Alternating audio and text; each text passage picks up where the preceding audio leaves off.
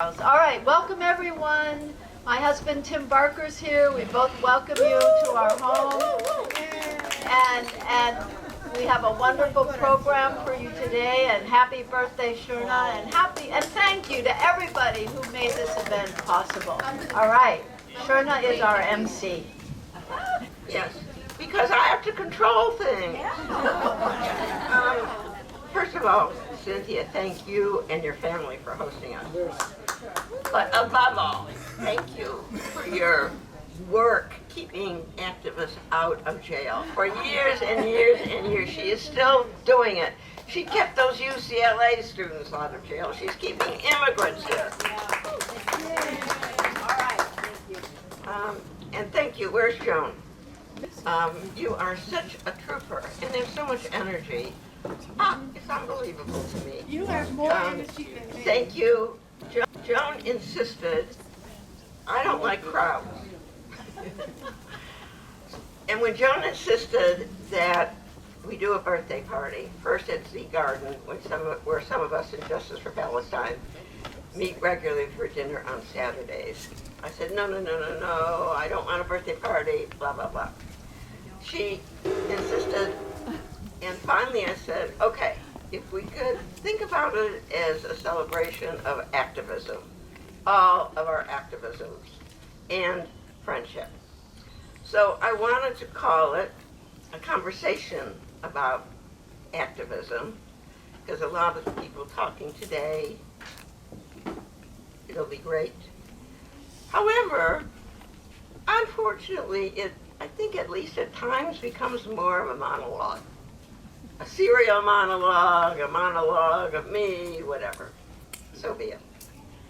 I just want to start with a few words about how I began as an activist.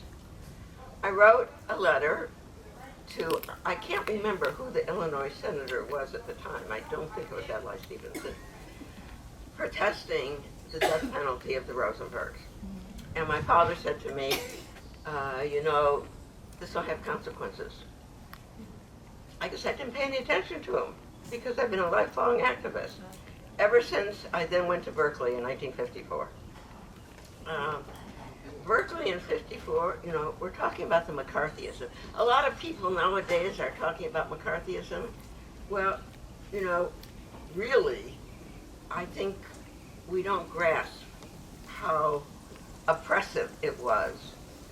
It was the loyalty oaths that the faculty and state employees had to sign. And on the campus, we couldn't do anything. But I'm going to read about our Berkeley days from my longtime friend, Donna Gould, who at 93 is an incredible militant activist in New York. Astounding. A major activist in New York City still. She, like me, can't march anymore, but she stands everywhere. She's amazing. I met Sherna in the 50s when I was in graduate school at UC Berkeley.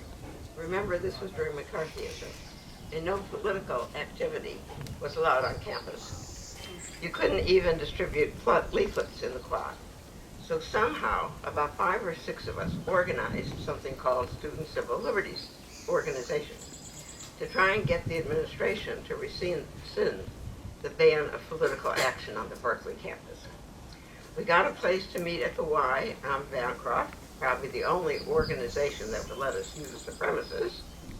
As I recall, the members of our group were Sherna, me, Don Mayall, Rachel Hansen, Peter Frank, some of you might know the name Peter Frank from Pacifica struggles, and Vern Davidson, who was worried about being in the Student Civil Liberties Unit would affect his application for law school. We went to the Chancellor of the University, Clark Kerr, to try and persuade him to allow political activity on campus, but he turned us down. Surprise, surprise. We also put on an event party to support David McReynolds' brother. Some of you may know the name David McReynolds from long time piecework, right? His brother was the editor of the Bruin at UCLA until the administration fired him. So we were holding a fundraiser for his case. Actually, we were holding it up in the hills. I think his name was Alexander Meiklejohn, was a major civil libertarian. Am I right? Yes. Yep. And he lived in a very fancy house up in the Berkeley Hills. And I think he must have been our faculty sponsor. So we were in this incredible house. We were serving with silver pitchers of things. It was pretty amazing. We also protested ROTC, standing on the steps of the men's gym in the pouring rain on Armistice Day. As a personal aside, I was so worried that all the money I had invested in my London fog raincoat was going to get covered in red. In addition to the Student Civil Liberties Union, the only other political discussion I recall seemed to originate from the middle-aged Trotskyists who held forth in cafes on Telegraph Avenue. They were not students. I didn't know, Carol, you weren't one of them, but maybe you knew who they were too. This was in the 50s. I don't think it occurred to us to try to organize the students to demand to distribute leaflets, hold meetings, or demonstration on campus. I had never seen an organized political event. There certainly weren't any at Stanford, where I was an undergraduate. I was thrilled to see people distributing leaflets outside the campus when I came to visit Berkeley, and that influenced my decision to go to graduate school there. We hung out at the apartments of Don and Shizuko Mayo. They had room for all of us. They were our political comrades and friends. I don't know how long our group continued to meet. I stayed friends with Raphael, Sherna, and Don and Chizzy. Sherna and Marvin moved to Los Angeles, but I continued coming to visit them in Topanga, and they visited me in New York after I moved there in the 1960s. We even traveled to Romania together in 1979. You may have noticed a picture of Marvin and me in Romania on the timeline. Lately, Sherna and I have been in touch with Shizuko on three-way Zooms. I want to say something about these people whose names I mentioned, who she cited. It's quite incredible to me when I started taking notes and writing things. Shizuko, who's 93, is organizing. She's been active ever since. She, in June, is organizing a major conference on the World War II incarceration of people like her up in the Bay Area. Don Mayo, her former husband, became a major player in the environmental movement in the Bay Area, I understand, until his death, I think. Of the other four core folks in our Students' Civil Liberties group, Raphael Hanshin and Vern Davidson both resisted induction. This was 1950s, folks, and the so-called Korean War, not the Vietnam War. Vern went to prison in Arizona. I don't think, where's Winter? I don't think it's the same prison in Safford where our resistors went. I think it was a different prison. I think he was up in the mountains somewhere. Raphael was assigned some kind of medical service in the Army, but they both remained peace and justice activists. In fact, when I was in grad school at UCLA, Vern and I organized a walkout of students when the sirens blared to hide under your desk. Remember, 1950s. I mean, it's just pretty amazing to think about it. Some of you who've been involved in Pacifica might know the name Peter Frank. He seems to have, I think he became a entertainment lawyer. Is that right, Cynthia? Yeah, and he was, I'm not sure he was always on the right side of the Pacific battle or not. Anyhow, if you saw the timeline, you saw Marvin and me in 1960 in Rome. I couldn't find our wedding picture. But we married in 1955, and he passed 4 years ago. And I really wanted to feel his presence here today. And Fred is really going to help do that, I know. But when what would have been our 70th anniversary in March, Carol Smith sent me the most astounding email. And if you'll indulge me, it's not that long, I would like Carol to read it. Carol's coming. Yes, I knew the Trotskyites. I sat at the feet of Hannah Arendt. I didn't know who she was. When some of the perpetual graduate students in history had her come and speak, I of course, I was just a little undergraduate also, went not knowing until, decades later who she was. But yes, so but this would have been in 1953, 54. 2 years ago. Right, so this letter was written to Sherna on her 70th anniversary 2 months ago. And we're celebrating her wonderful birthday now. So this is what I wrote. Wow, 70 years of history and soon 90 years of living. You and Marvin lived extraordinary lives as separate people and together, experiencing lives as separate people and enjoying the beauty around you. That is nature's gift. And then all that you two created. I have seen your and Marvin's physical beauty when you were 19 and now, and he not much older. And then its growth, as I hope you do with wonderment. Your lives are a history book. Its subject, the past taken by two people who were deeply impacted by the massive assaults on humanity and were compelled to devote their lives to stand up and oppose it at all costs.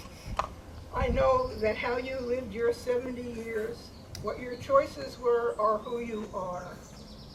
I hope when you remember them that they are not dormant, but are ever present, and that you are in admiration of lives together. The present has exploded into what you and Marvin had known would occur given this country, its warlike empire demands, its domestic subjugation of the disposables, its genocide of Native Americans, slavery, and its racism. You must be remembering each path you have taken, be astonished at your changes, and hopefully view each path with pleasure. My love to you, my dear Sherna, and my thanks for your leadership. Your forever dear friend, Carol.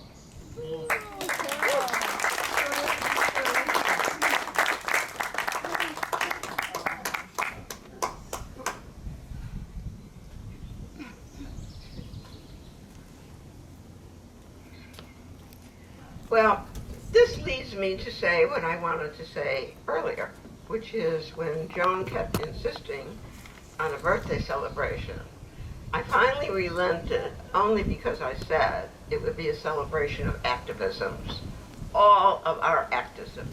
And you all here have been activists maybe less time than I have, or than Carol has, but you are all activists, and that's what I want to celebrate, not just me. But let me say, I did not know Carol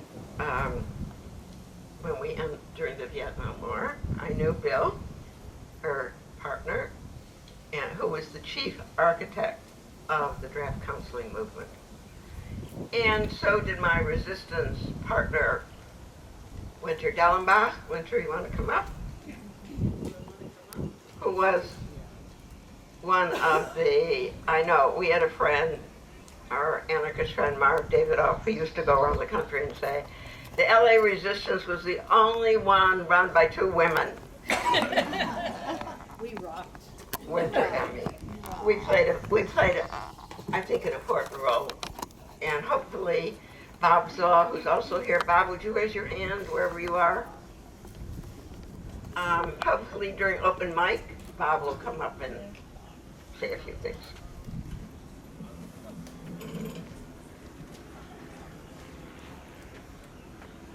Well, you've done it again, Sherna. You're a little predictable. Look at all this. This is so fabulous. This is what we need. We need each other.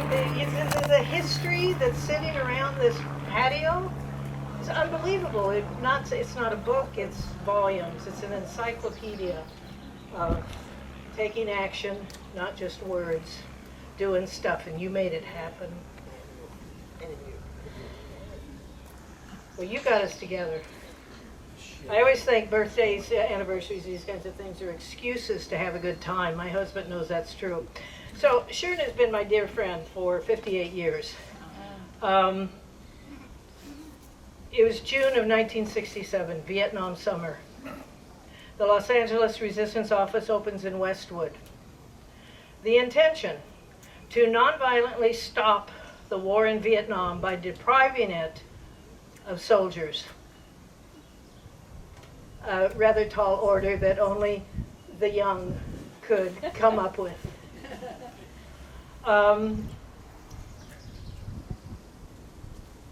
running to Canada, not dodging, not taking a deferment, but full, open resistance to the draft.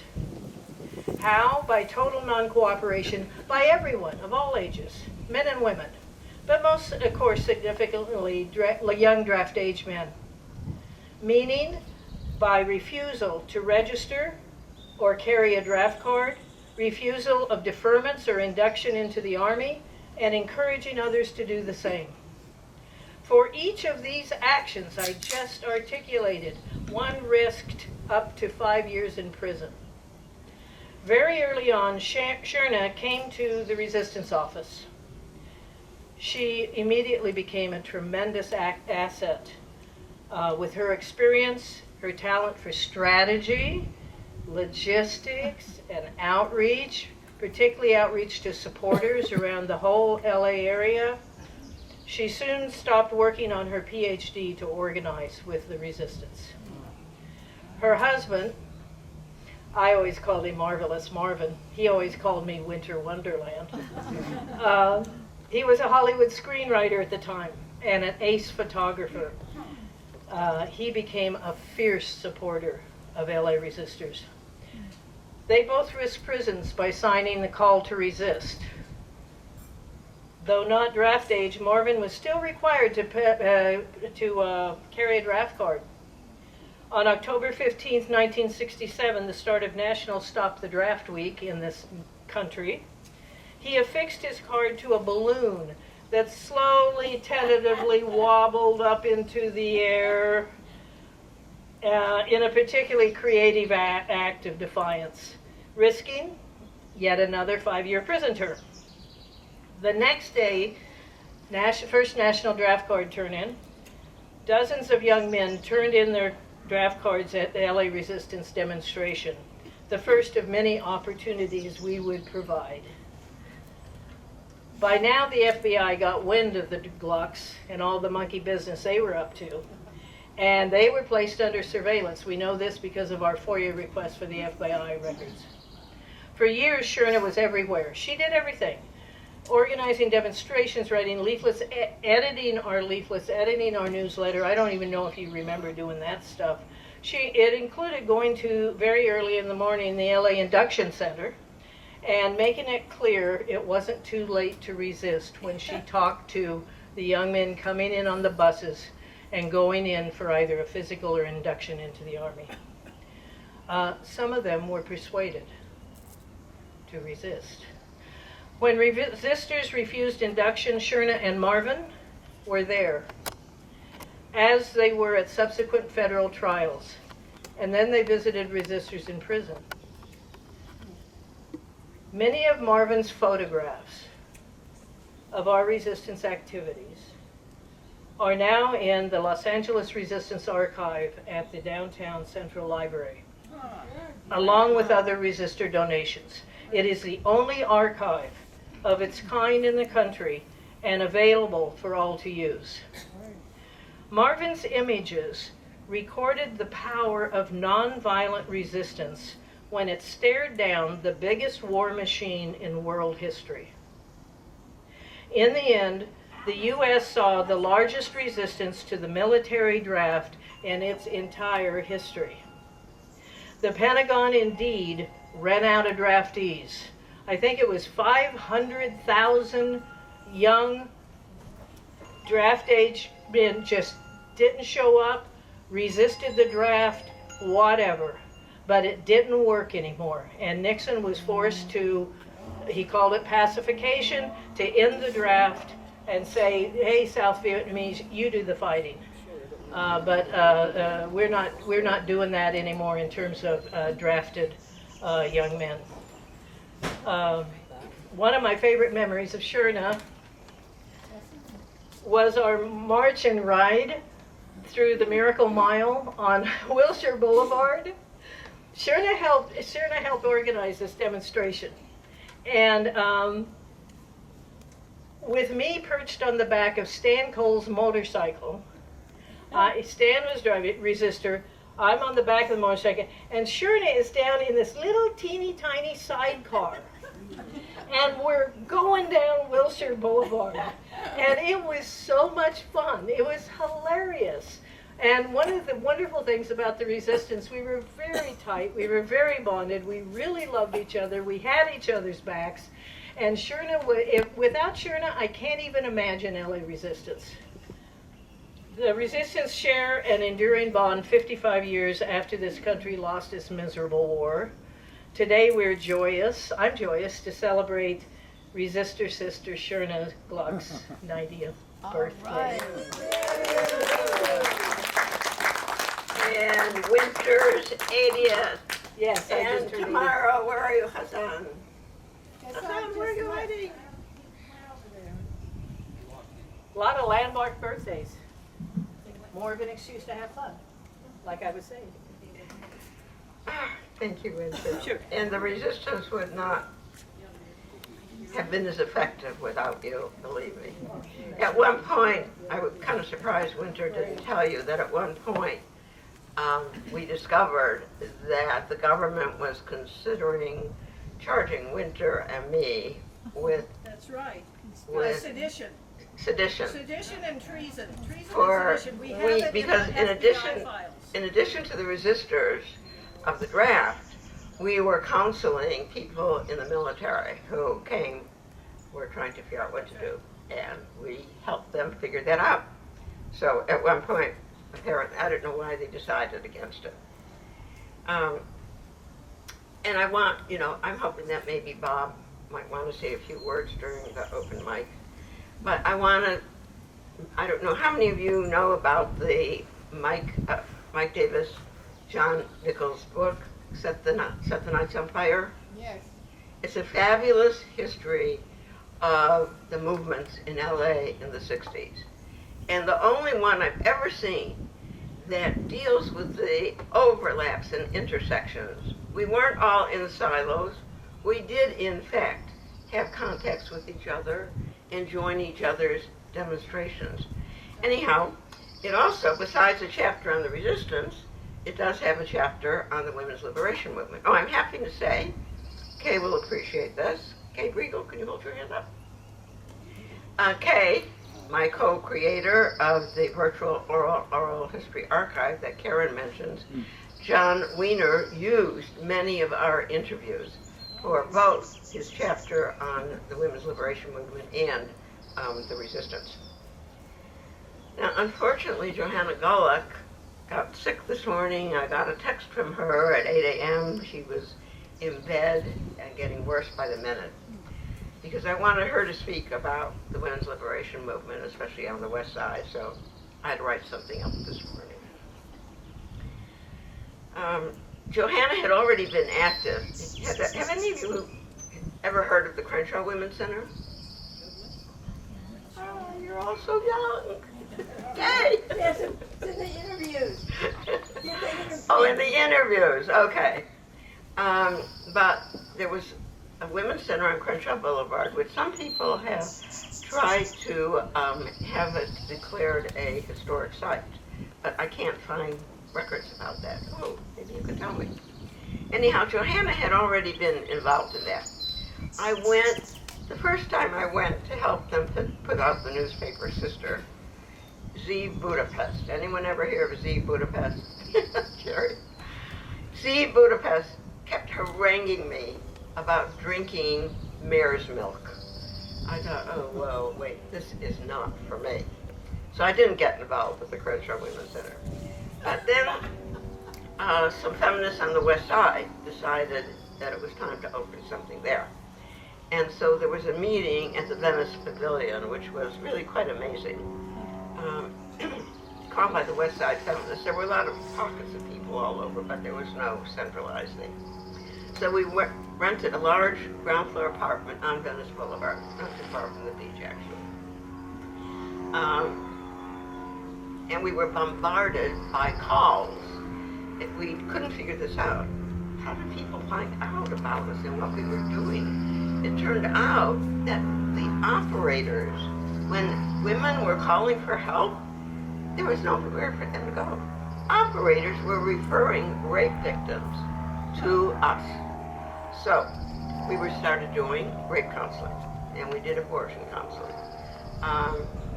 And more than that, we did self-help workshops. We showed women how to examine themselves with a speculum. My favorite story about that is when a group of international students were at USC for the summer, and they were from North Africa, Algeria, and Morocco. So we demonstrated how to do a self-exam, pelvic exam. But normally when we held these, people were then eager to see their cervix themselves, but they were very, very reserved. But they contacted me later and told me that they took the speculums back with them, and they started helping women in North Africa. Wow. Every weeknight, the place was filled with various groups, including the Anarcha Feminist group. Dave, now you know, and an informal research group. Ironically, it was my involvement with the West Side Women's Center that changed my career, became a oral historian, and eventually ended up at Cal State Long Beach. My dear friend, Karen Harper, will talk about that period. Oh, that's next. Sherna, this is delightful. Thank you for turning 90 so we can all revisit all this wonderful activism. For myself, one lucky day in the late 80s, I made an appointment with Sherna Gluck, the director of the oral history program at Long Beach State. I wanted her advice on an oral history project I was creating for children in the local schools. By the end of the meeting, Sherna had talked me into enrolling in a master's program in women's studies, even though there wasn't a master's program in women's studies. I had to do an interdisciplinary degree. And that was the huge why in my life, complete changing my life journey.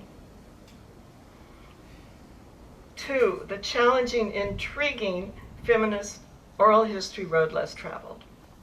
Soon I learned that Sherna is a deeply committed social justice activist, leading her to be one of the early preeminent feminist oral historians in the US and in the world.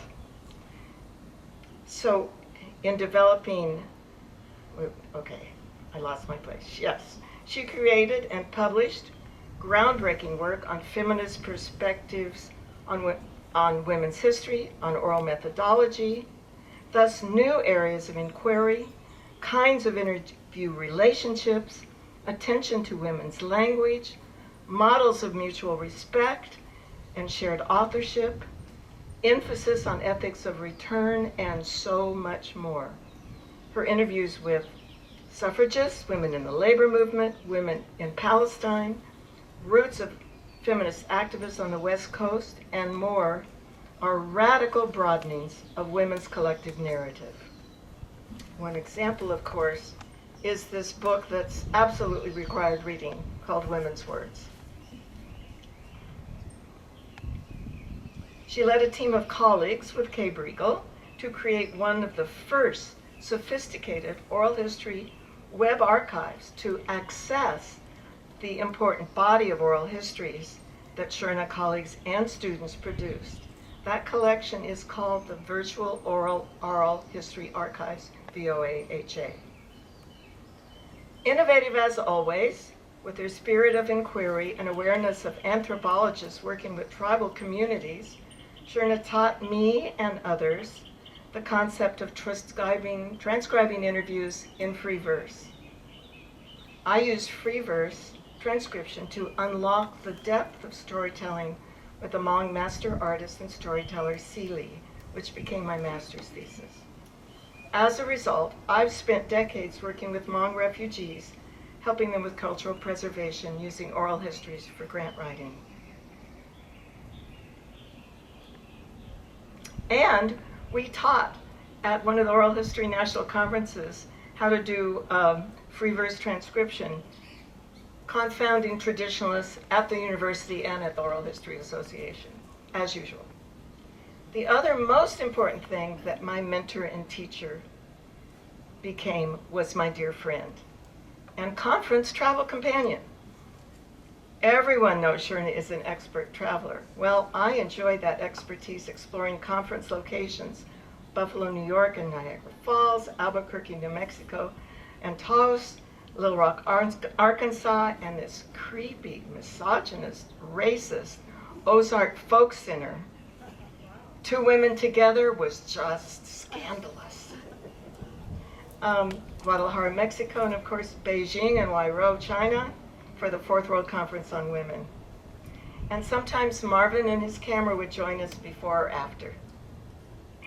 The thank yous that I owe Sherna, the love I feel for Sherna for changing my life, enriching my life, awakening adventures, deepening my activism, and providing a beautiful friendship are as tall and abundant and sturdy as your beloved sequoias.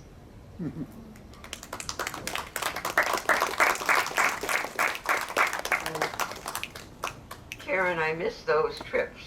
I no longer go to the Oral History Association meetings. They became kind of a bore. And there was a new generation that was doing terrific work. But I loved the trips that Karen and I took, even that one to that crazy Ozark Folklight Festival. And I have to say, Karen, you taught me. Karen has done groundbreaking, fabulous work on the Hmong community. And it changed when I started to read what she had uncovered in the recording she did. It changed my thinking about the Hmong, who I have seen as, you know what. So thank you for that. On the wrong side.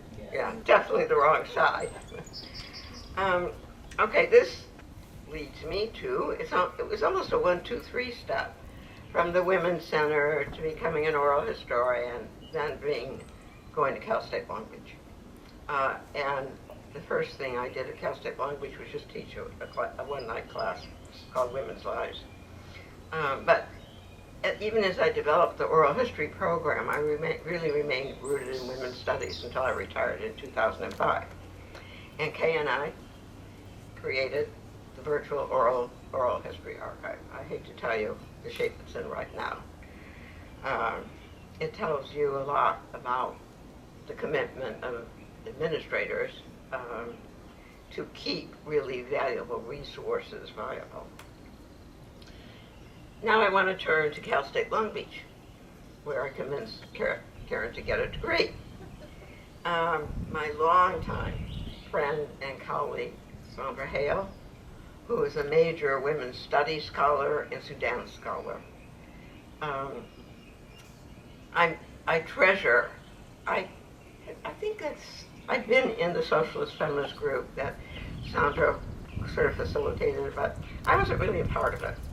I treasure when she came to Cal State Long Beach, although it was a little bit controversial at the time.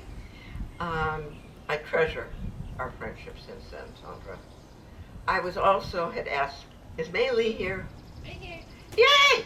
And May Lee Blackwell, one of my favorite students, who is also a major scholar on Chicana and Indigenous women's movements. So Sandra will speak first, and then May Lee.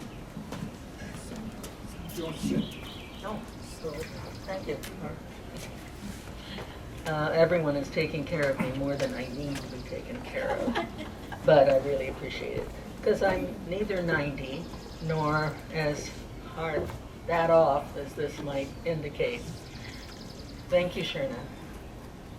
Are you behind me? Yeah, I'm here. And my team is over there. Okay, all right. I can't think of anyone who has changed my life except maybe as much as Sherna has, except perhaps my late Gary Hale, who was a scholar of Middle East and Africa. I won't go into that, but we were partners in a whole range of ways, and I still talk to him when I wake up, and I'm half awake and half asleep. And once I strutted into our living room and said to the woman who was washing our dishes, I'm embarrassed to say, and I said, "Where is Gary?" Well, he'd already been dead for a year, and she didn't know how to answer me. And so I thought maybe I didn't say it loudly enough, so I said, "Where is Gary?" And she just ignored me, which was the best thing for her to do. And I went back to sleep. I'm only telling you this not because it's uproariously funny or sage or any other thing like that, but because he was my partner for 62 years and it was kind of hard to let go. Anyway, Gary and I worked on Sudan together, which was our main research area. And I'll get off of that now because I want to go to Cal State Long Beach. Not that I really wanted to go, but there was Sherna, you know. And actually, this is a time when Sherna was not encouraging me to go to Cal State Long Beach. But I didn't understand what was happening. I went to a small social gathering and ran into Sherna, and I knew it was Sherna by her name tag. I'd never met her before. And I was all jolly and happy and all that. I know it's hard to see me that way. But I was a stand-up comic for a number of years, ventriloquist.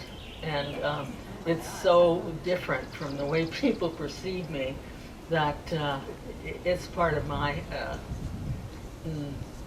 enjoying the humor of my life. Where was I? The party, Yes, the party, thank you. Anyway, I walked up to, I saw the name tags. I'd never met Sherna before, but I had heard that she was one of the people at Cal State Long Beach, one of the people at Cal State Long Beach. Anyway, I walked up to her and in my sunny way said, "Oh, hi, you're at Cal State Long Beach, and I'm thinking of applying for the job that's been advertised there." And she, as only Sherna could, the expression that she got on her face was something that told me a lot. And she said, "Oh." And she was extremely cold and unfriendly, and I couldn't figure out why. And then I thought, well, maybe she wants the job. Maybe that's what it's about. But anyway, so I took a little trip through my brain, which was short. And I realized something was going on at Cal State Long Beach that I didn't know. But I thought, well, I might as well apply anyway. Someone did tell me shortly after the Sherna meeting that there was an inside candidate, which is, the term we used to use. And so I knew that I either had to withdraw or see it through, which was going to be nasty. And it was really nasty.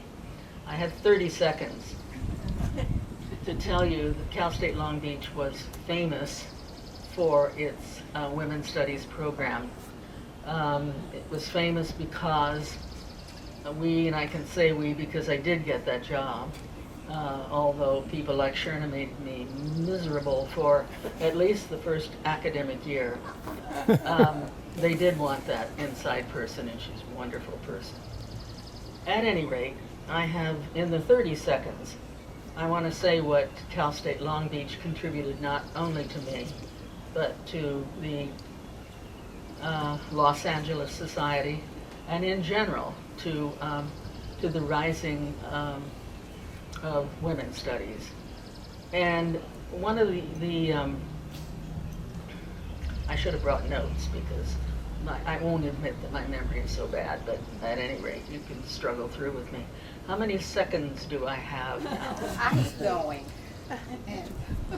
And In a way that makes you comfortable. okay, well, I just want to say that Cal State Long Beach Women's Studies was famous throughout the country. And so when I would tell anyone that I was there, they were so impressed. Now, why were they famous? Why were we famous? Well, for one thing, we had a very large number of lesbians in our program, which was just unheard of. And the dean was rattled by that fact, because almost everyone was out. And the campus basically was rattled by that fact. So the program was constantly fighting battles of one kind or another. But the program also spread out in all kinds of ways that were very important. One was that one of our faculty members was ran the Women's Health Center, which I think was in Hollywood. Is that right, Sherna? Anyway, the Women's Health Center, also something very new on the horizon. And they did self-examinations and all sorts of things that were considered very controversial. And I wanted to say one or two more things about the internal workings of the Women's Studies program. Sherna has always been very important in terms of the methodologies of feminism, of the feminisms, and very, as you might know, very influential on people around her. And so we had quite a program. We had a program that didn't have meetings like any other program had meetings. There were feminist rules and so on that I didn't know and had to get used to very quickly. But also, we had an impact on the campus. As you can imagine, it cannot be as radical as women's studies was without rattling the cage. So we did a lot of that. I don't have time to go into it, but it was important in terms of the rise of feminism, various forms of feminism within Cal State Long Beach, but also that meant in women's studies programs throughout the country. That's all I have time for.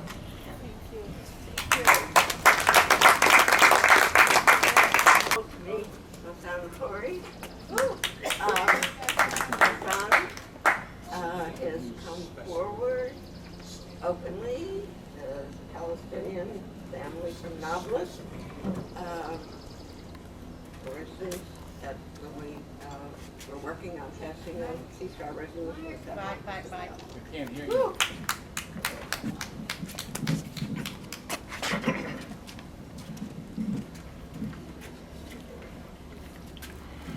I feel very honored to celebrate your birthday today, And yours tomorrow. and mine tomorrow. We're celebrating together. Your life is a testament on just standing for the truth.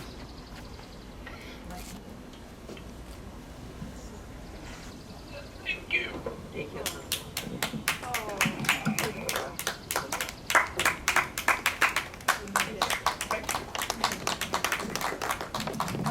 Maylee, I just saw you. Here she is.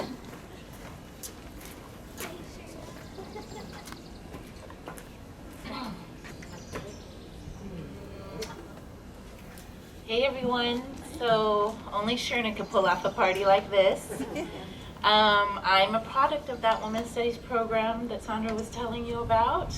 I started in 1987 at Cal State Long Beach, and our activism as students bridged the Central American Solidarity Movement, the rise of ACT UP in LA, and women of color were pissed off at white feminists for controlling the narrative.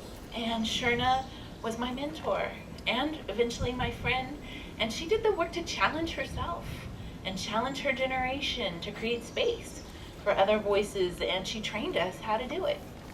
And so that shaped my entire trajectory, my career.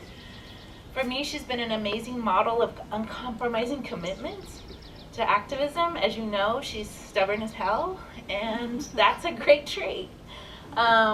So every protest for Palestine, it was the first Intifada during that time. And CFA, you know, the faculty union, and feminist movement, she was out there. And for a young queer woman of color, that meant the world to learn activism from this feisty, older white lady, for me, who was humble, right? She learned with her students. She pushed herself. We got in collectives together, Karen and I and many others, to think about contesting the hegemonic, what we would now then call like the hegemonic, you know, narrative of women's liberation, that wasn't the only feminism going on in the 60s and 70s. And Sherna pushed me to become a scholar of women's movements. And in her classes, I interviewed the Hijas de Cuauhtémoc, some of the first early Chicana feminists. And eventually, it took me like 20 years to write that book. I was an undergrad at the time, in my early 20s, but I built a relationship with that generation of Chicanas. And so Sherna helped me not just figure out how to become a scholar, because I was an activist and pretty suspicious of academia and scholarship, but she was a pathfinder in decolonizing you know, ways of knowing, ways of producing knowledge. She's had the most integrity as a methodologist of feminist movements, of oral history, and how to do community engaged research. So this was a person who wasn't resting on her laurels. She had written the first book on suffragette. She had written so many books, and she was still going to Palestine, still learning how to do it, still being pushed by the women she worked with. And for me, what's been most important is a multi-generational conversation between activists. So now I'm finishing my 22nd year at UCLA in the Department of Chicana, Chicano, and Central American Studies. I'm surviving that. But also because I don't have to take the academy seriously. That's not the mirror. That's not like you know, we're there, we're doing the work. We started a PhD program, training tons of the next generation. But she taught me in the, you know, in the first Intifada, how to support students, how to support my students last year, right? When they were getting brutalized by the university-sanctioned state violence, by white supremacists. How did white supremacists become allies with Zionists? I don't know, but they did, and they converged on our students, a lot of students of color, right, who were the first-line activists to get mowed down. And what she taught me, along with the solidarity she built with Michelle Shahada, other people in the first Intifada, has meant that I knew how to tell them, buckle in. You're new to this movement, but it may be decades, and I hope not. But this is how we have to build a kind of resilience together. And for me, this has been really important. It's not an easy relationship. We've co-authored together. And our articles on like how to decenter white feminism, people still use it in history. And you know, she's taught me how to be an activist scholar. As a first generation working class student, she was the one who mentored me, not the tenured faculty. Sherna was a lecturer. And the tenure faculty kind of followed her, but she was the one who got me into a PhD program, who asked me to apply to a mentorship program. And I got into history of consciousness. They took like 4 students out of 500. And this woman got me in because she reread my statement of purpose. And I always tell her, because she used to grade in red, so the paper was bleeding. But no one took that kind of time to really hone your craft, hone your writing. And she's kind of a no bullshit mentor. You know, you do the work, and she'll work with you. And so I went and I got to work with Angela Davis. I got my PhD in history of consciousness. I ended up at UCLA. I wanted to come back to Cal State because I had that forgivable loan and I couldn't get a job there. So I've been at UCLA, and you know, I did finish that book on Chicana feminists, and I've worked for 25 years with the indigenous women's movement in Mexico, which has been really important work because a lot of people think the indigenous movement is about only Zapatismo, only in Chiapas, but there's an amazing national indigenous women's network. I got to finish a book accompanying their movement, Scales of Resistance, Transborder Indigenous Women's Organizing. And now it's like a next generation, so instead of me building the archive with them, they're building the archive and I'm teaching them. So they're decolonizing the archive or decolonizing the next, steps of how to do this work. So I was in the Women's Live seminar. Sherna's still my model of how to teach in a no BS way. I get a lot of shit for it now. But you have to have that integrity and to be honest. And these are like guiding truths that still hold me today and help me survive, an institution that sold its students out and is selling them out, right, to endear itself with the Trump administration. So thank you, Sherna. I love you.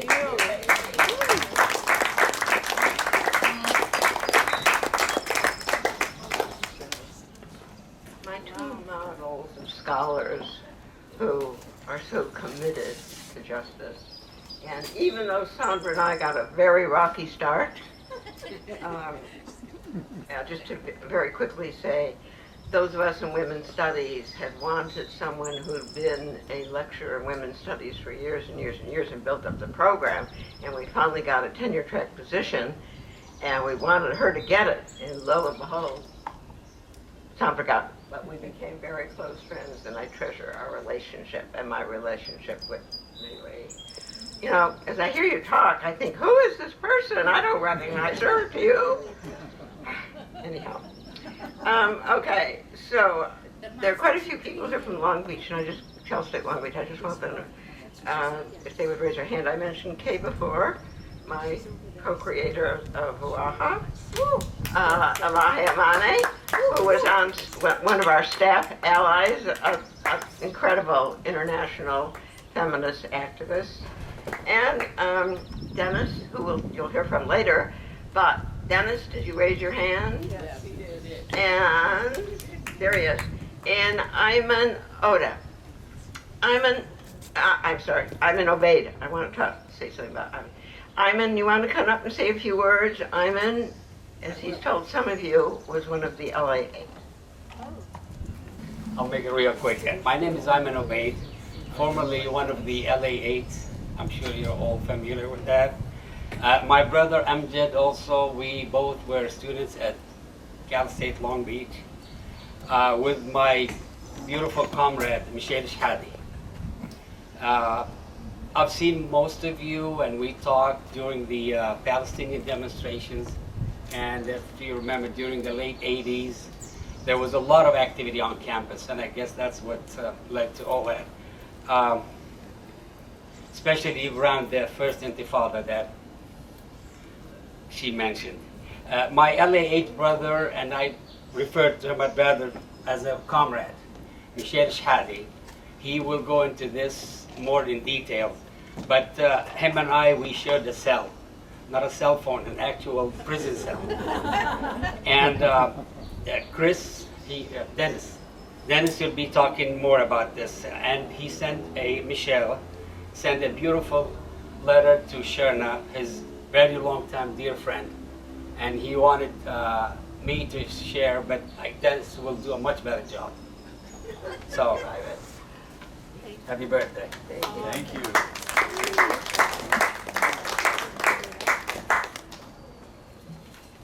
We're actually going to lighten it up a little bit, maybe or maybe not. But I wanted to tell you that it was a talk by Zachariah Oda.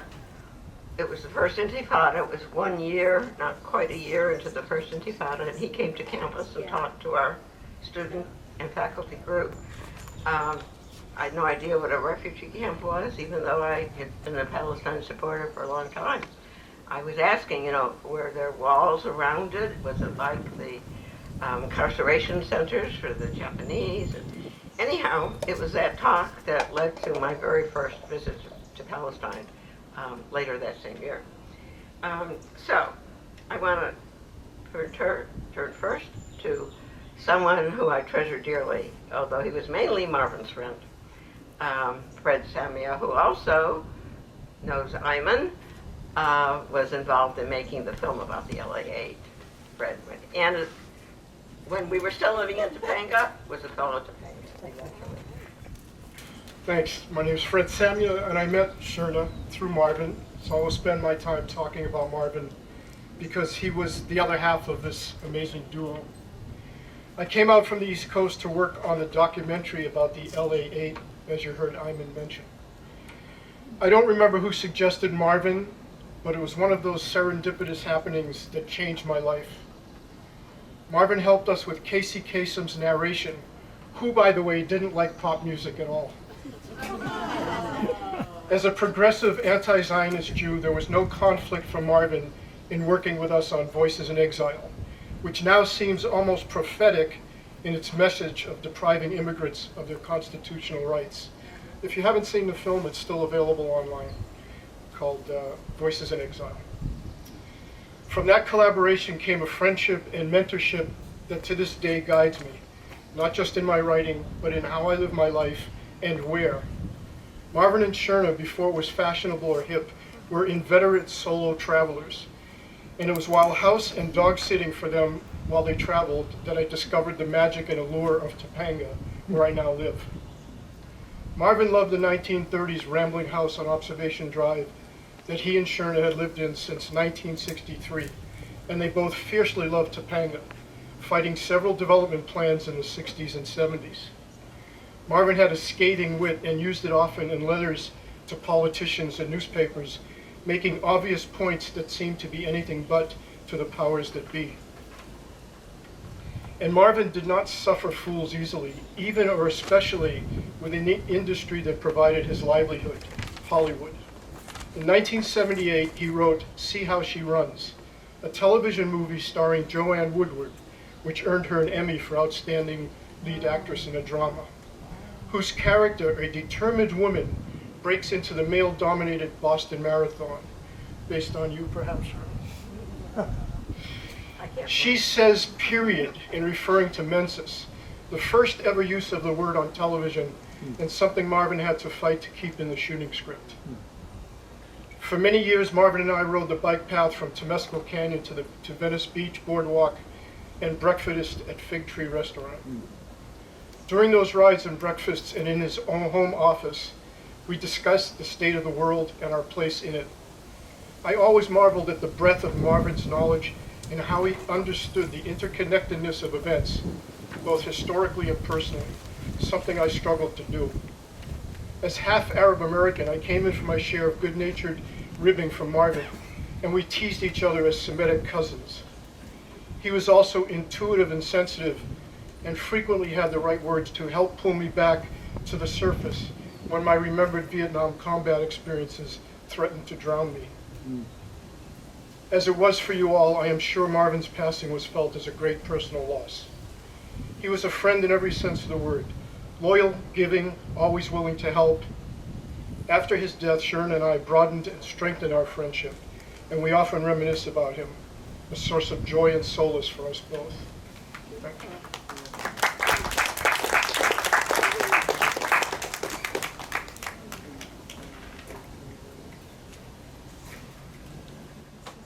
I hope you're not getting bored, because we have a little bit more to go. But, oh, my dear. And Alexa, introduce yourself.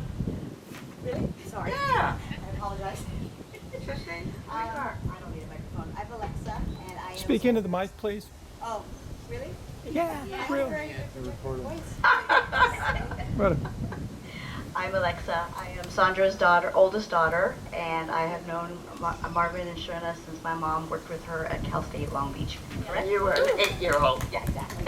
Exactly. Yeah, there's a great picture of Alexa and her sister Bobo sitting in a field of wild poppies. I love that picture. But you know, it wasn't, there was also fun and games, but especially our love of nature. We backpacked until we got a cabin in the southern Sierras. And those giant sequoias, I miss them. I miss them. I had to sell the cabin 2 years ago. They kept me going all those years, since 1985 when we bought the cabin.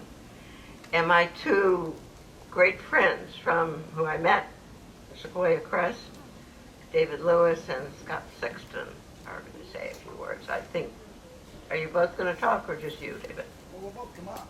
Okay, good. This is Marvin's funky old cap you gave me from up at the cabin. So I had to wear this. So I'm David. Scott. And So he's the public speaker. all right. First of all, you folks, you are a real inspiration to all of us. Thank you so much for all your work. For those of us who haven't been on the front lines like you have, it's just astounding to hear all your wonderful stories, and it makes us all want to get right out and march, which we're doing. So yay, Sherna. All right. All of us need a place of refuge, a place to renew and recharge, and maybe just a place to run away to once in a while. For Sherna and Marvin and Scott and I, it was the same magical place. We all found our ancient grove of giant sequoias in a little community called Sequoia Crest in the western central Sierra Nevada mountains. We got there either by accident, old maps, or in desperation. Either way, I believe that we were actually led there by the huge old trees themselves. I really do believe that we were called to go there. It was just meant to be. Marvin and Sherna basically got lost and drove through the grove in 1985. In 1986, while wandering around the mountains looking for some place that we were certain did not exist, Scott happened to see a flyer for a cabin situated under an impossibly huge tree. And we all immediately bought little cabins there, and I do mean little. They look like tiny ants under the towering trees. Our Alder Creek Grove is one of only 2% of the remaining sequoias on private land, and it is stunning. Standing beside a tree that is 2,000 years old, over 20 feet in diameter, and over 260 feet tall is humbling. The stag tree, just a half a mile from our cabins, is the 5th largest living thing on planet Earth.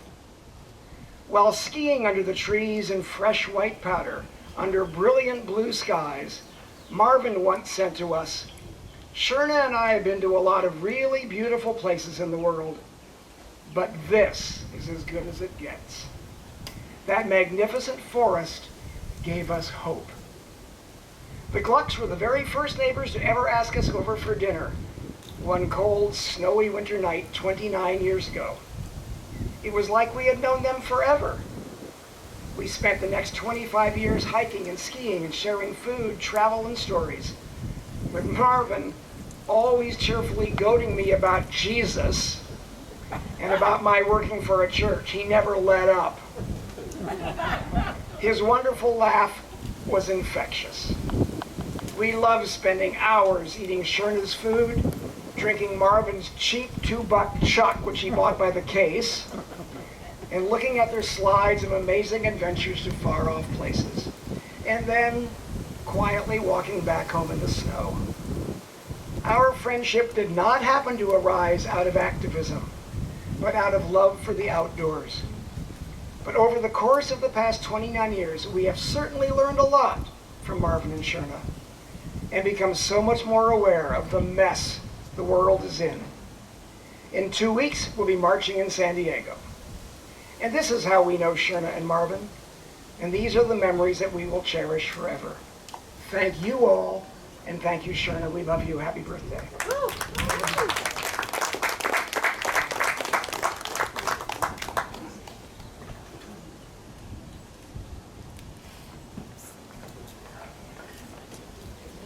My dear friends drove up from Vista.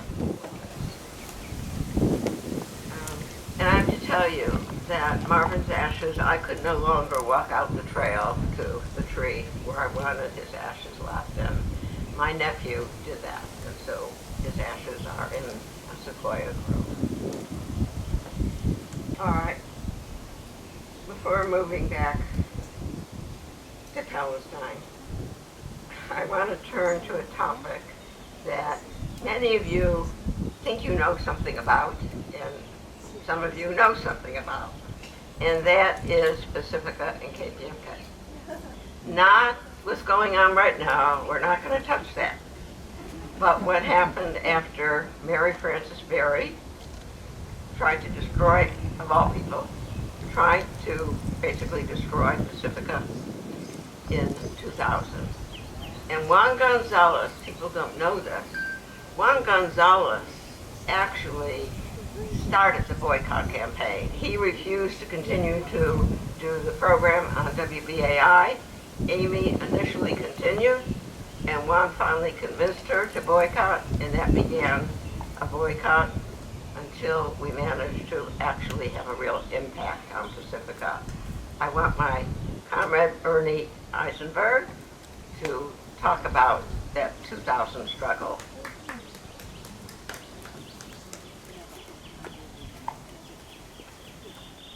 And before Bernie talks, let me tell you, when things got better in 2002, a dozen of us got together and created the Swana Collective and started producing Radio Intifada. And I was involved for 10 years. And when a new management came in and wanted us, they didn't like the name Intifada, insisted on changing the name, I left the collective. And what's incredible is today, the existing collective dumped the Swana name and has reclaimed Radio Intifada because of the Palestinian struggle.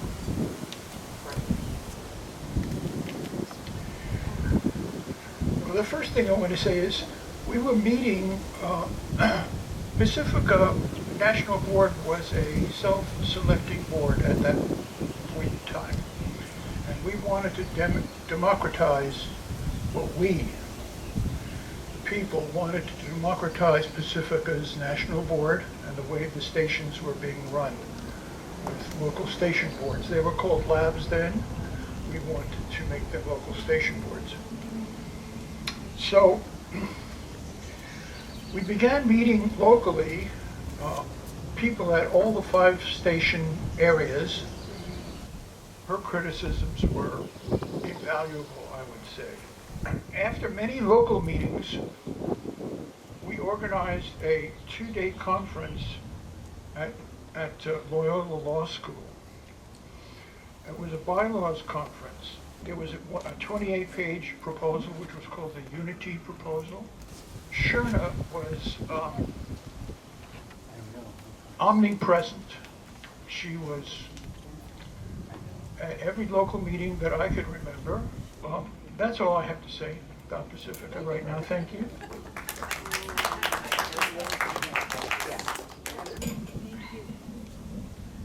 As a result of that democratic structure, we developed these community-based collectives to produce.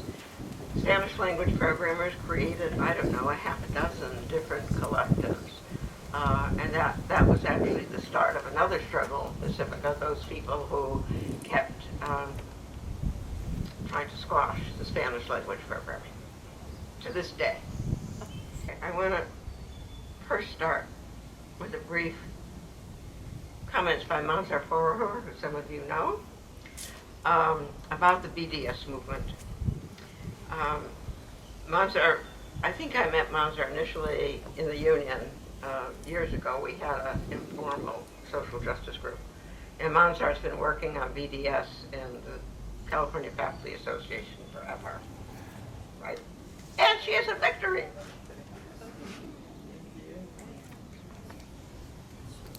Well, Sherna, thank you for the gathering and happy birthday.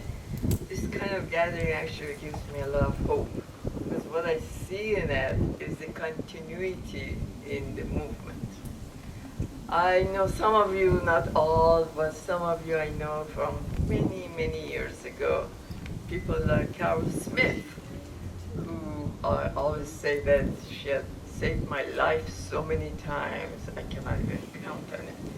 I used to be a student activist in the Iranian Student Association in the 70s, and for some reason I had the habit to end up in jail very often. And Carol was always there. Lenny Wangras was always there, and many others from the National Lawyers Guild who basically saved my life. But When it comes to Sherna, to be honest, I don't remember when I met her first, or where, or in what context. But since I have been involved in the solidarity movement for Palestine, for me, Sherna has always been there. Like I've known her all my life. But one thing that I really value in Sherna is that she never gave up, not even the worst situation I can imagine. I remember when we began the Palestinian solidarity movement, I began it as a student, as an Iranian student activist in the early 70s. But later it was like a lot of other people joined, and it was still very, very small. I remember we used to have some demonstrations, and there were very few people who would show up. Now, last year I went to a demonstration in downtown LA, and there were about 10,000 people in a demonstration supporting Palestine. So what I see is that the huge, huge growth of this movement. Of course, unfortunately, a lot of Palestinians, thousands of Palestinians, have paid the price with their lives. But at least here in the United States, and also in Europe, I believe, we have been seeing a major change of tide for Palestine against Israel. And that's a huge, huge success for all of us. And as I said, Sherna was always there.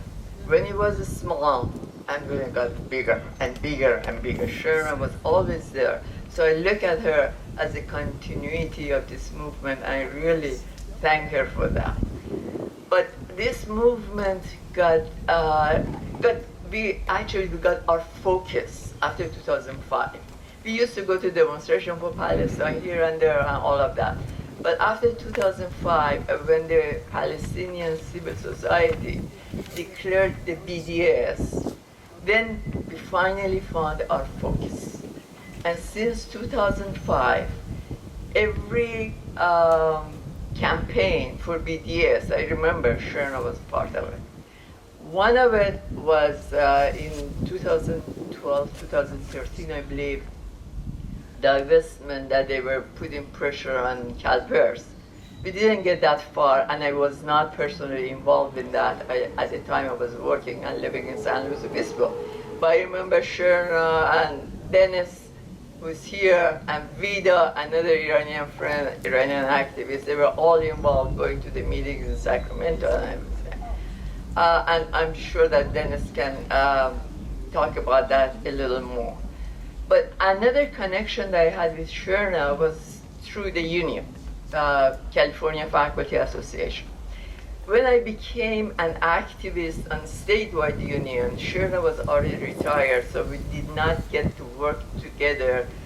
I know my time is very short. Tell but us about your resolution. Yes. So in 2009, 2010, a group of the union activists, we went for a resolution against bombing of Gaza.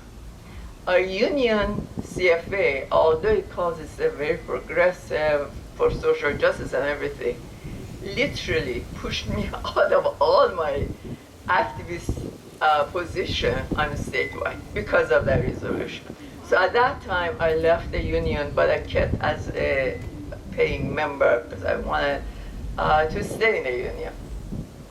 Now, I left the activism from union, and of course, it was other forms of activism that I continued. But about 3 years ago, a group of young faculty, some of the Palestinians, got together and formed a group in the CFA, that same conservative union, that today we have more than 100 members of that caucus. And they asked me to join, and I joined. And since then, we have passed a resolution a few months after October 2023. We passed a resolution for ceasefire, that the leadership was completely against it, but we passed it. Then last fall, we got another resolution approved for divestment, CSU and CalPERS divestment from Israel. That resolution was approved in the assembly, in the National Assembly, in the statewide assembly that we have, by 87% of the vote. Wow. And then this April, we passed another resolution, academic and cultural boycott of Israel, by the CSU. And this resolution also passed by 83% of the assembly vote. So when I look at this history, I look at it as success, major success. As I said, I always remember that the Palestinians were the ones who paid the main price for this success. But also I consider people like Sherna, like Carol, that all these people who have always been in this movement as our lifeline. They carried the movement when nobody was around, or there were very few people around, and they are still in it when we have thousands of people for it. Thank you, Sherna, and happy birthday. Model of a union activist and what you can do if you keep it up. I now want to call Dennis. Sorry about how this got longer. People just don't pay attention. Lola has been trying to shut people up and they ignored her. Thank you, Lola. Dennis, my co-conspirator, long time, who I first met as a history student at Cal State Law.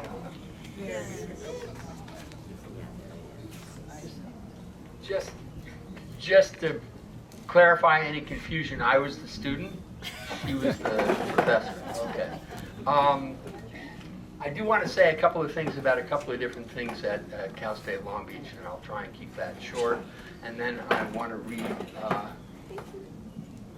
are you telling me to take a drink? Or anyway, then I want to read Michelle Shahade's amazing letter. So first, as Mansour mentioned, we did some things on campus. When I was a student there in the history department, I joined a group called Students for Peace and Justice. Sherna was our mentor. And then Sherna one day talked to me about joining a group that Michelle's going to mention in his letter of faculty and students who were working toward reopening the Palestinian universities, because this was during the first Intifada and they shut down all the universities in Palestine, right? So what came of that group was that we eventually were able to create a sister university connection between Cal State Long Beach and Birzeit University. And I just blew something that Michelle's going to say, so I apologize for that. Anyway, one of the things we did on campus was we set up a kind of guerrilla theater checkpoint, Israeli checkpoint. And the person who was chosen to be the IDF soldier was me. And you never want to ask a method actor to do something like that, because I just went way over the top, and I think I scared a bunch of people and did all sorts of stuff. So the IDF called me the next day and asked me to join. So all right. Also, let's see, what else? Oh, yes, of course. And then Sherna and I have worked together over the many years on a number of different projects, BDS projects of different kinds. One of them was the Israeli divestment campaign, where we tried to get CalPERS to divest from Israeli products, but also businesses doing business in Israel. Several of us went up to Sacramento a couple of times to meet with the board. At one point, one of the board members confided in one of us, you know, you have no allies on this board. So obviously we didn't succeed that time, but thanks to CFA, maybe we can start making some changes there. We'll see. Okay. And then in, let's see, 2023, I guess, I started being a little concerned because there are a lot of groups working on Palestine, but they didn't seem to be coordinating and speaking to each other very much. So I put together a list of the people I'd worked with before and hoped that we could come together and start talking about coordinating between groups and stuff like that. And that group became Justice for Palestine, Los Angeles. Thank you. And that group has done some marvelous things, including, for instance, getting the Santa Monica City Council to pass a resolution calling for a ceasefire. So that group's been very active since then. Did I forget anything about me or us? Can everyone from Justice for Palestine core group raise your hand? Yes, please raise your hand. Okay. All right. So we control the meeting. And I also want to recognize Vidal Aarons, who was very much part of our BDS work. Michael Novick, I don't know if Michael's still here. Carol Francis. She's there. There she is. Raise your hand, Carol Francis, so people can see you. I didn't hear that. And Darren, I saw Darren briefly. Is he still here? Darren was part of that BDS work. Darren, there's Darren. All right. All right. So, no, that's quite all right. I wanted to make sure I didn't miss anything you wanted. Oh, I know. There was one other thing that I wanted to say, which was that in the 1980s, my head was in Central America and Cuba. And it was Sherna who turned me on to the plight of the Palestinians and Palestinian activism. So it's all her fault. I've been doing this stuff for 40 years, so you can blame her. Michel could not be here today. Michel is one of the LA 8, as Simon mentioned, so he sent a beautiful letter, which I am going to try not to butcher as I read it to you now. Dearest Sherna, with all my heart, I offer you the warmest, most joyous congratulations on this beautiful milestone, your 90th birthday. That's got to be a typo. What a life, what a journey, and what a blessing it has been to walk alongside you for over 4 decades, as comrades, as co-conspirators in justice, and as dear friends bound by love, trust, and a shared dream for a freer, more just world. Our partnership, rooted in the struggle for justice in Palestine, was more than a collaboration. It was a beacon. Together, we carved a path filled with meaning and accomplishment, and in doing so, we became part of a much larger movement for liberation. Your unwavering support of the LA 8 case meant more to me than words can fully capture. I will always carry deep gratitude for your courage, your clarity, and your faith in us. And how could I forget those long, luminous nights when we were writing your book, An American Feminist in Palestine, and I was helping you transcribe the tapes, surrounded by notes and recordings from your interviews with Palestinian women. I remember our conversations, the laughter, the intensity, the joy of getting it just right. Those hours were more than work. They were shared moments of purpose and joy. One of the brightest lights in our journey was the founding of the committee, quote, Students and Faculty to Reopen Palestinian Universities at Cal State Long Beach. That moment still shines in my memory. You, Sherna, brought not only academic integrity, but also fierce moral clarity. As our faculty advisor, you gave the campaign strength, wisdom, and a soul. That campaign led to the historic sisterhood agreement between Cal State Long Beach and Birzeit University, my town, an unprecedented act of solidarity, the first and only one of its kind. And at the center of it all was you, Professor Sherna Gluck, a Jewish feminist, a scholar activist, and a fearless voice for justice in Palestine.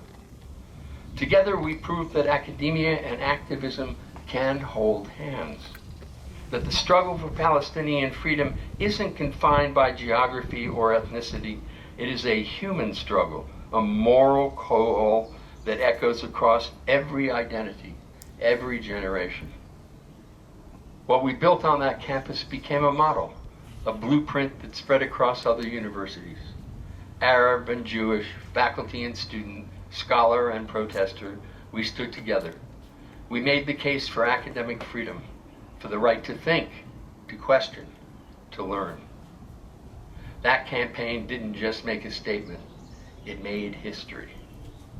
What we see on campuses today, the encampments, the protests, the courage, the unwavering commitment to justice, is a powerful continuation of the foundation we helped lay in the 1980s. Today's student movement stands on the shoulders of those who came before, just as we once stood on the shoulders of earlier generations. This is a living legacy, passed hand to hand, heart to heart. Each wave of students picking up the torch, refusing to be silent, and daring to dream of a more just world. Sherna, we could write an entire book about our collaborations. Years of shared work, protest, joy, and resilience. And perhaps one day we will. But for now, I simply want to say thank you for every word, every gesture, every act of solidarity. How can I forget Amrat, that bilingual labor of love, an Arabic and English newspaper born of passion and purpose. Along with Brian Hudson, you took the English section on with dedication and heart. And together we created a platform that told the stories of our people, challenged erasure, and insisted on truth. Al-Marat was stitched together by volunteers, friends, and believers. We didn't have much, but we had each other. We had a dream, and we had that unshakable fire that only comes from knowing you're on the right side of history. Sherna, your legacy is immense. Your impact incalculable. You have touched countless lives, mine included, and you have done it with fierce integrity, boundless compassion, and a heart that never stopped believing in justice. May this 90th birthday be a celebration not only of your life, but of the light you have brought into the world. A light that continues to guide, inspire, and remind us that with love, courage, and solidarity, another, better world is always possible. With all my love, Michelle Shahade.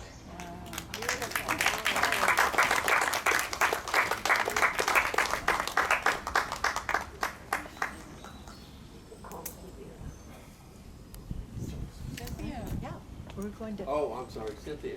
Yes. I So- forgot to give you your cue. We're going to shortly close the formal part of the program. However, there will be an open mic, and we'd love to hear from some of you. But let me just say that I want to honor today the memory of Ted Hadjar, the husband of Carol Wells, Center for the Study of Political Graphics, who passed away. So I told Carol, who wanted to be here, that we would make that tribute. So we're thinking of Carol.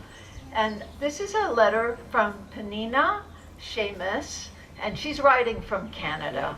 And she was also active in the resistance.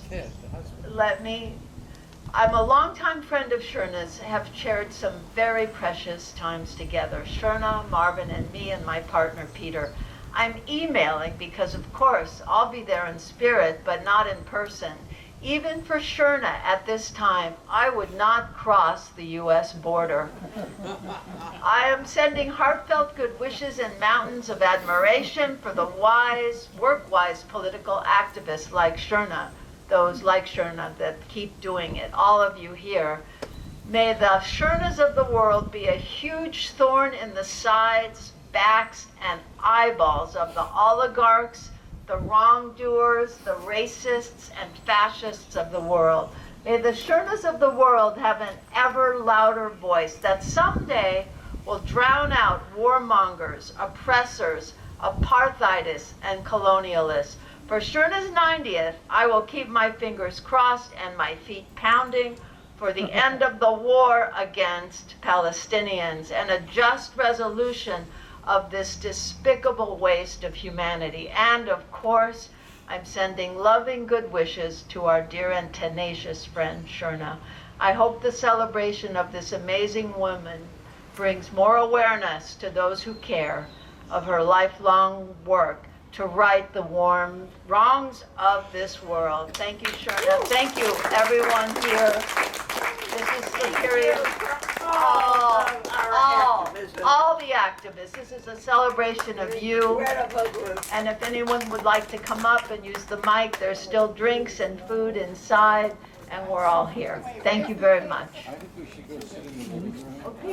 Some people would like to sit in the living room. It's super sunny right there, but the sun is fading. We'll move over there. Thank you, Lola. Thank you, my niece. Where is my niece?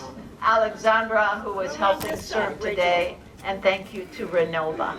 And to you. Thank you. Do you want to come up and say a few words? All right. Charles. Don't miss this one. I'm occasionally overcome with the need to put down the thoughts running through my head because of what's going on. This is taken the form of a couple of poems and a screed, so I'll try and be quick. Wait. In the kitchen. We can't hear you. Can't hear me? Call the sound man.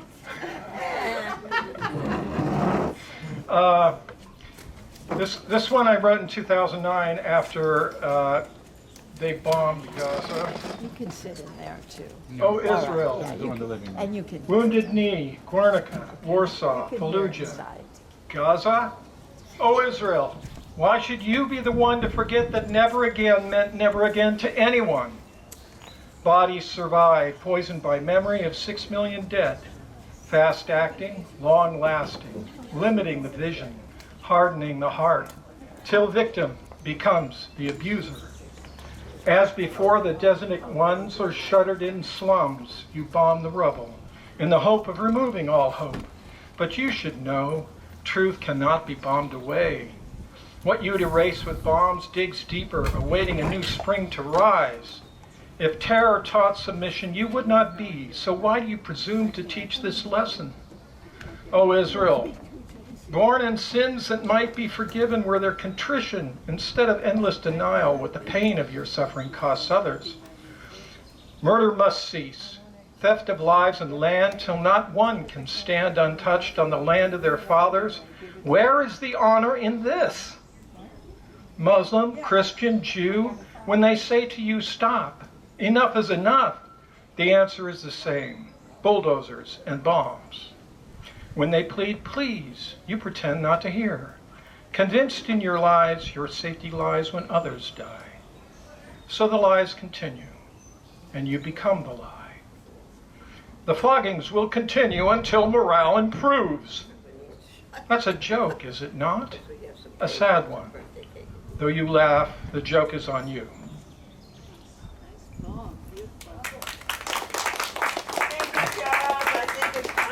Others and some birthday cake. All right. Well, I Okay. know Joni wanted to say a few words. No, but we can't move the mic. Don't forget it. We can. Oh, I can move the mic. Well, he'll move the mic. Come on, No, Joe. I just felt that Come here. it was a real honor to be able to organize this event. Cynthia and Lolo and other people who really helped. It was really fantastic. And I am very appreciative of having to meet Sherna about a year and a half ago and joined Justice for Palestine. And it is overwhelming how much she has done in her life. I mean, I thought I was an activist. Oh, no. She really takes the cake. It's amazing. So I am just hoping that all of us can gather again when she's 100.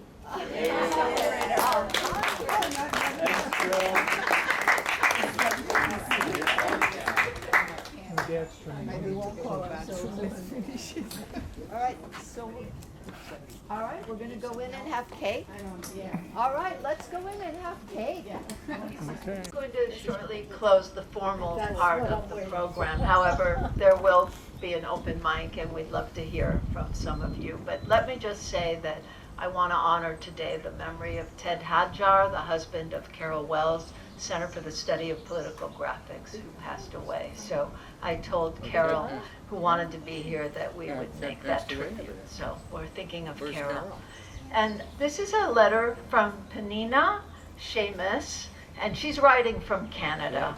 and she was also active in the resistance. I'm a longtime friend of Sherna's, have shared some very precious times together. Sherna, Marvin, and me and my partner Peter. I'm emailing because, of course, I'll be there in spirit, but not in person. Even for Sherna at this time, I would not cross the U.S. border.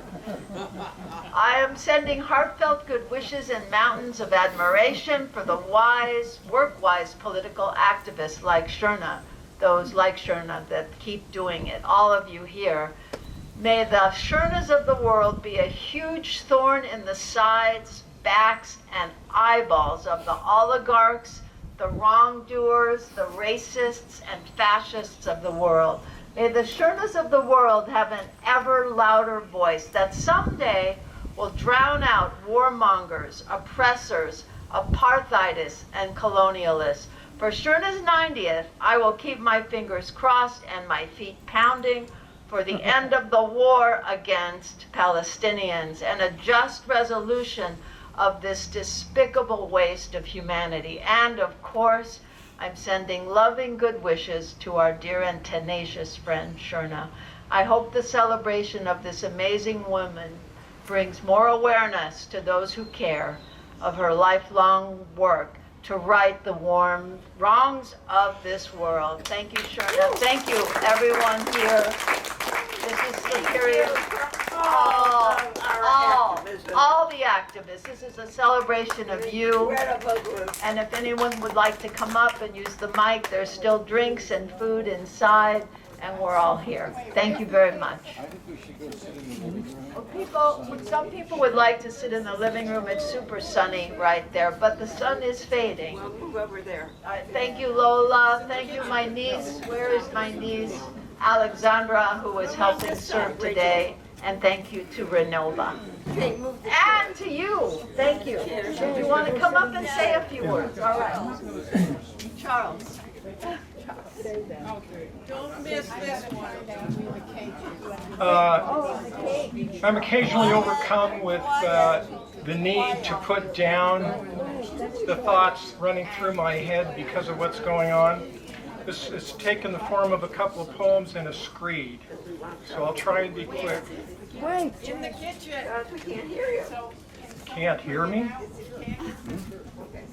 Call the sound man.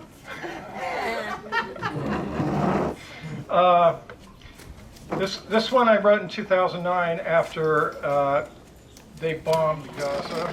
You can sit in there too. Oh, Israel. And you can. Wounded Knee, Guernica, Warsaw, Fallujah, Gaza. Oh, Israel. Why should you be the one to forget that never again meant never again to anyone? Bodies survive, poisoned by memory of 6 million dead.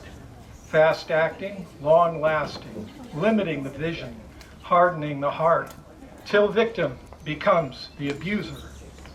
As before, the desolate ones are shuttered in slums. You bomb the rubble in the hope of removing all hope. But you should know, truth cannot be bombed away. What you'd erase with bombs digs deeper, awaiting a new spring to rise. If terror taught submission, you would not be. So why do you presume to teach this lesson? O Israel, born in sins that might be forgiven were there contrition instead of endless denial what the pain of your suffering costs others. Murder must cease, theft of lives and land till not one can stand untouched on the land of their fathers. Where is the honor in this? Muslim, Christian, Jew, when they say to you, stop, enough is enough, the answer is the same, bulldozers and bombs. When they plead, please, you pretend not to hear. Convinced in your lies, your safety lies when others die. So the lies continue, and you become the lie. The floggings will continue until morale improves. That's a joke, is it not? A sad one. Though you laugh, the joke is on you.